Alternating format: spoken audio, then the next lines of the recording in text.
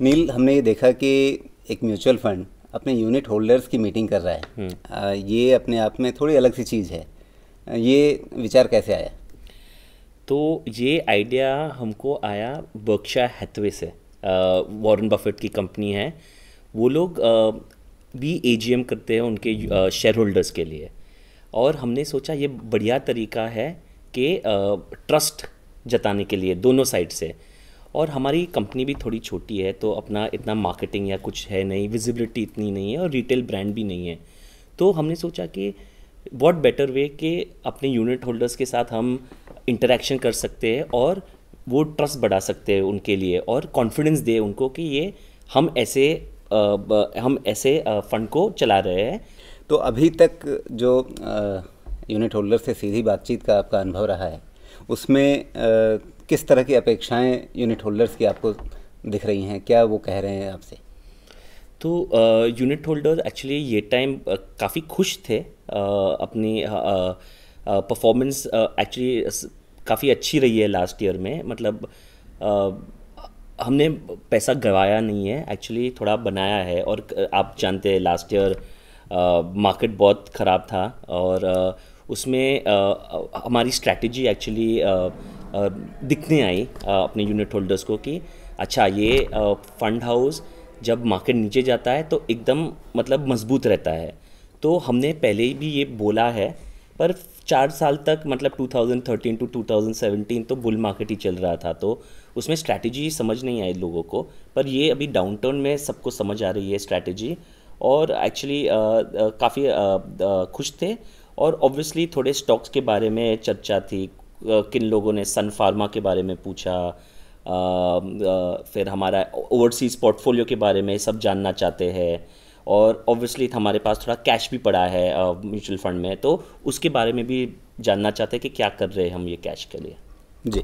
तो आपने थोड़ी आउट परफॉर्मेंस की बात कही, और आपके फंड का जो बेसिक कैरेक्टरिस्टिक है वो वैल्यू फंड का है। Yes. भले ही अभी नई कैटेगराइजेशन में आपने उसे मल्टी कैप में रखा है, Yes. लेकिन उसका बेसिक नेचर पहले का जो रहा है वो वैल्यू फंड का रहा है। और हम सभी जानते हैं कि एक वैल्यू फंड जो है वो बाजार में अगर कमज़ोरी रहती है उस दौरान में वैल्यू फंड जो है आपकी जो कीमत है उसको बचा करके रखने का एक प्रयास करता है। लेकिन दूसरी तरफ जब बाजार में तेज़ी आएगी तो फिर आपको जो ग्रोथ फंड्स हैं वो ज़्यादा चमकदार लगने लगेंगे, उनकी परफॉर्मेंस ज़्यादा बेहतर लगने लगेगी। तो आपको वो फेज़ भी आगे देखना पड़ेगा। उसके लिए आप कैसे तैयारी करेंगे? तो सर वो फेज़ हमने देख लिया ऑलरेडी 2017 में।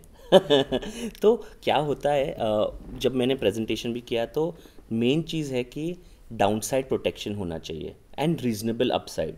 ओके, तो हमको इतना भी रिस्क नहीं लेना है कि अच्छा 1-2 साल में बहुत बढ़िया करे पर जब डाउनफॉल आए तो बहुत नीचे भी जा सके। ये हम स्मॉल एंड मिड कैप्स में देख रहे हैं कि क्या हुआ, एकदम जल्दी गए पर इतना जल्दी भी नीचे आए। हमको कंसिस्टेंट रिटर्न्स अपने यूनिट होल्डर्स के लिए चाहिए और इसके लिए डाउनसाइड प्रोटेक्शन बहुत अच्छा है। तो अगर बुल मार्केट में अगर बहुत ज़्यादा बुल मार्केट है, अगर कोई फंड ने 25% दिया और हमने 22% दिया, तो मुझे नहीं लगता है वो उतना नॉन परफॉर्मेंस के लिए I am worried about it, you know. तो पर आई एम मोर वरिड के डाउन साइड पे हम आउट परफॉर्म करें। आई थिंक डाउन साइड में आउट परफॉर्म करें और अपसाइड पे थोड़ा अंडर परफॉर्म करें तो हमारा फंड यूनिट होल्डर्स के लिए बहुत अच्छा होगा और उनको अच्छे कंसिस्टेंट रिटर्न्स मिलेंगे। जी। जो अभी जैसा आपने जिक्र किया कि बहुत सारे लोग आपके यूनिट होल्डर्स पूछ रहे थे कि आपकी ओवरसीज इन्वेस्टमेंट की रणनीति क्या है। अब म्यूचुअल फंडों को विदेशी शेयरों में सीधे निवेश करने की एक अनुमति है। 35% तक आप अपने पोर्टफोलियो में रख सकते हैं। तो वहाँ पर आप क्या ये कह सकते हैं, जैसे अभी हमने कुछ और म्यूचुअल फंडों को भी इसी तरह के फंड लाते हुए देखा है जिसमें वो फॉरेन एक्सपोजर ले रहे हैं, तो क्या हम ये कह सकते हैं कि इंडिया में अपॉर्चुनिटीज़ कम हो गई हैं, या हम ये कह रहे हैं कि बाहर की अपॉर्चुनिटीज़ जो हैं वो ज़्यादा बड़ी हैं भारत से? राइट, अच्छा क्वेश्चन ये है। तो इंडिया की मार्केट कैपिटलाइजेशन इज़ ओनली 3 या 4% वर्ल्ड के मार्केट कैपिटलाइजेशन में। तो 96% ऑफ द अपॉर्चुनिटीज़ इंडिया के बाहर है। ओके, और हमको हमें लेकिन ग्रोथ कहाँ है? ग्रोथ दोनों जगह में है। मैं बताता हूँ आपको। तो कंपनी जैसे गूगल है, अल्फ़ाबेट हमारे पास है, वो ग्रो बहुत फास्ट कर रही है और रीजनेबल वैल्यूएशंस में भी है। और उसका अच्छा चीज़ है कि वो सिर्फ अमेरिकन मार्केट्स में नहीं चल रही है, वो सब ग्रोइंग मार्केट्स में भी चल रही है। तो हमको पूरा वर्ल्ड का फ़ायदा मिलता है ऐसी कंपनी में इन्वेस्ट करने के लिए। और आप जानते हो, यानी वहाँ आप सिर्फ यूएस इकॉनमी पर दांव नहीं लगा रहे हैं। एग्जैक्टली उसमें 30 या 40% यूएस इकोनॉमी का होगा और 60% आउटसाइड यूएस इकोनॉमी का होगा। तो यूएस इकोनॉमी अच्छा करे या बुरा करे, इतना मतलब उनको फ़र्क नहीं पड़ता है। It's only 30 to 40% allocation business उनको यूएस से आता है। तो दूसरा, so you are participating in other geographies also. तो इसी तरह से आपने जिक्र किया अमेजन में आपका निवेश है, तो एक तरह से हम ये कहें कि आप यूएस इकॉनमी पे नहीं, आप ग्लोबल इकॉनमी पर दांव लगा रहे हैं। एब्सोल्युटली सही बोले आपने। हमारे सब कंपनी जो इंटरनेशनल पोर्टफोलियो में है वो सब ग्लोबलाइज बिजनेस है।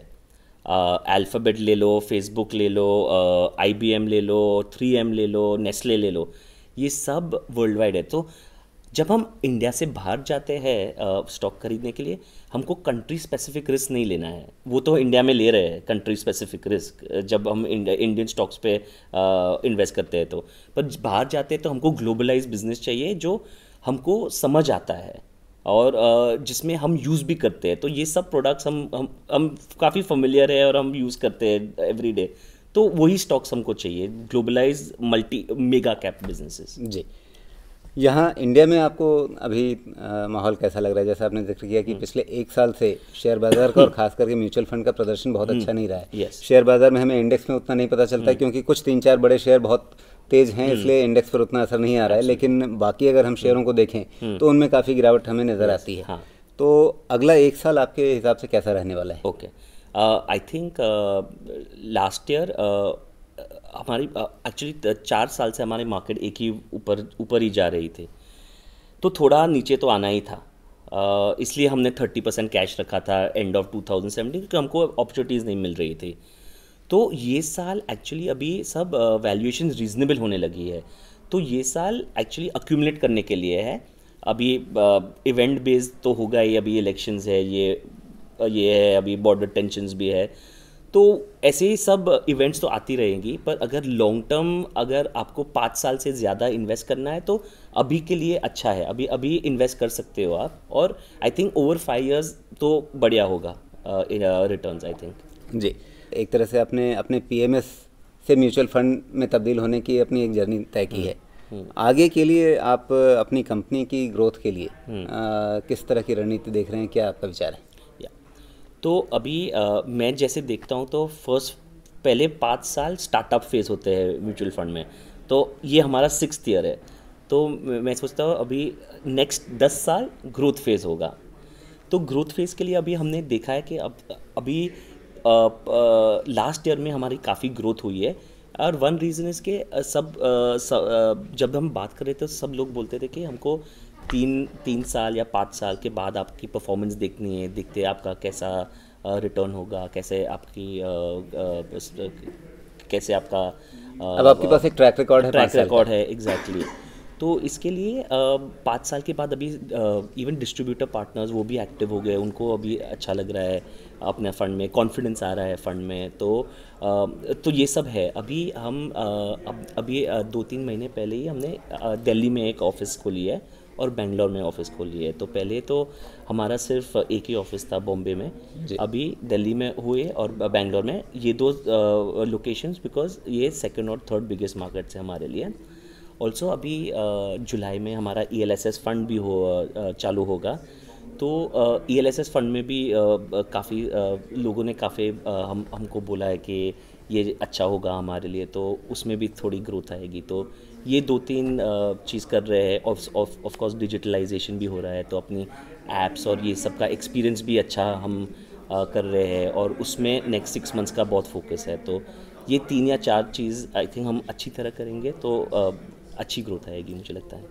हम ये भी कहते हैं कि निवेशकों का जो एक मिजाज है या उनकी जो ज़रूरत है वो हर निवेशक की एक जैसी नहीं होती है। किसी की ज़रूरत होगी कम रिस्क लेने की, किसी की ज़रूरत होगी ज़्यादा रिस्क लेने की। तो एक ही फंड से आप हर तरह के निवेशक की ज़रूरत कैसे पूरी करेंगे? तो हमारा फंड ऐसे बनाया है कि अपॉर्चुनिटीज़ जहाँ भी मिलती है हम ले सकते हैं। तो ये मल्टी कैप फंड है और हमें लगता है कि इवन एंट्री लेवल प्लेयर को, जो एंट्री लेवल इन्वेस्टर को आना है, तो एक मल्टी कैप लेने के लिए वो अच्छा है, क्योंकि वो सब अपॉर्चुनिटीज़ की they can take advantage of all opportunities in the market.